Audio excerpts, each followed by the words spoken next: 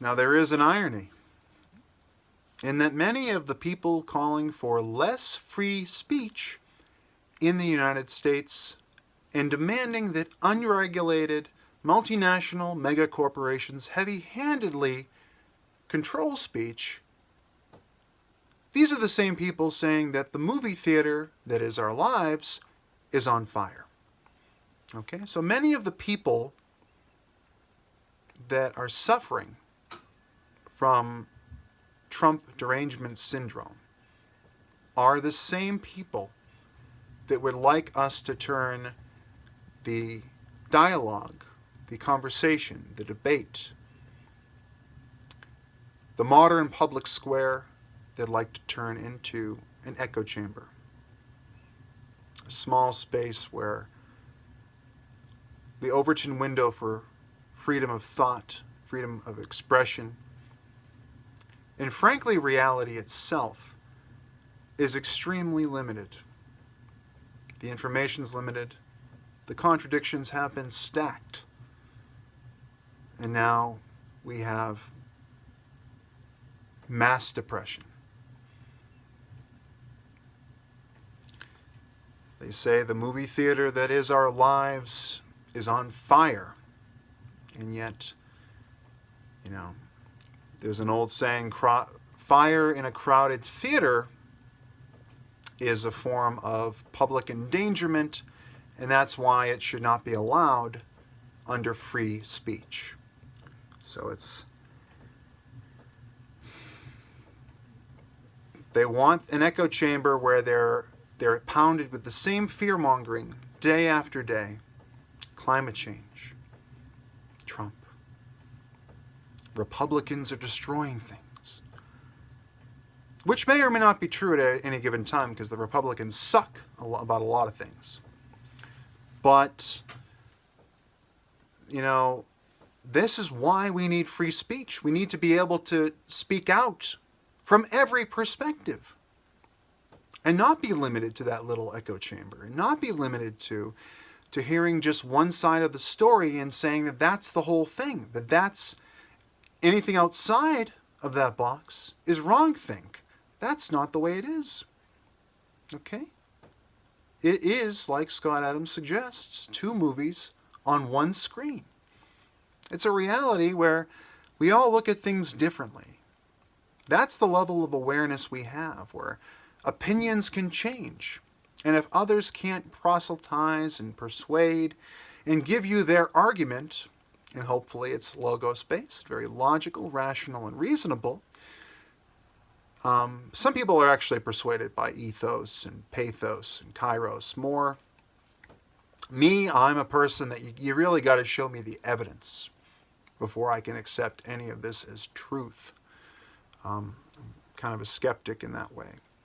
Follow the scientific method. And the science is never settled. There's always another point to look at to further refine the truth, which ultimately is unknowable.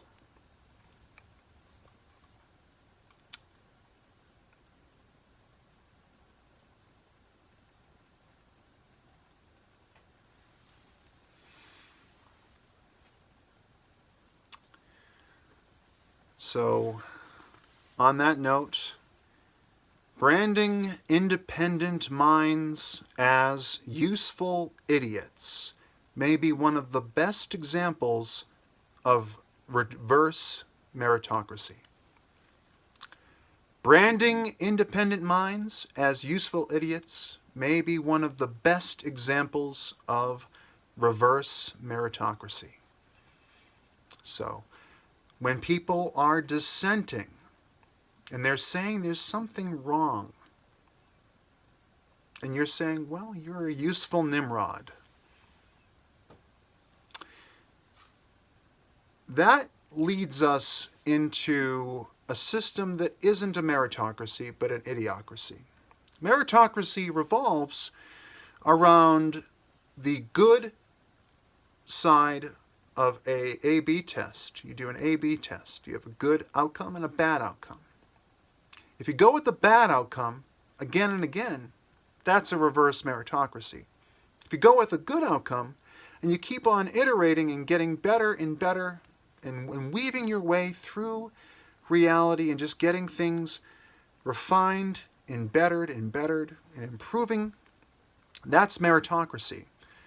Building upon a base of talent and building your skill stack and going ahead and congratulating people when they do good and punishing people in one form or another when they do bad. So when somebody loses an election, you say, well, here's what you did wrong. Here's where you can improve. You give them some constructive feedback. And you hope they listen. Or they can go ahead and put out a book saying, what happened? Here's what happened. Everything but meritocracy happened. Everything but me being the problem. Forget your feedback, Russia. It was Russia.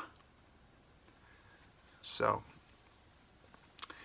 when they say that you're a useful idiot because you're trying to fight against something you perceive as bad, are you wrong? If you were a Bernie supporter in 2016 and you were fighting against war, for instance, say if you were fighting against war, it's an easy issue that a lot of progressive-minded folks, a lot of liberals, the real liberals and the classical liberals, not the neocon, neoliberal Democrats that support regime change and interventionist wars and things like that. But if you're looking at Bernie Sanders and his supporters that are trying to get us away from Hillary Clinton's warmongering, and you're calling them while you're fighting against Clinton, she's likely to win, you're a useful idiot. These are discussions that need to be had. Okay? If there are people that are independently minded, that want to dissent when they see that, the mainstream and everybody is kind of coalescing around things that don't make sense, they should have a voice to point out what's wrong. And they might not be right, but at least the debate can take place.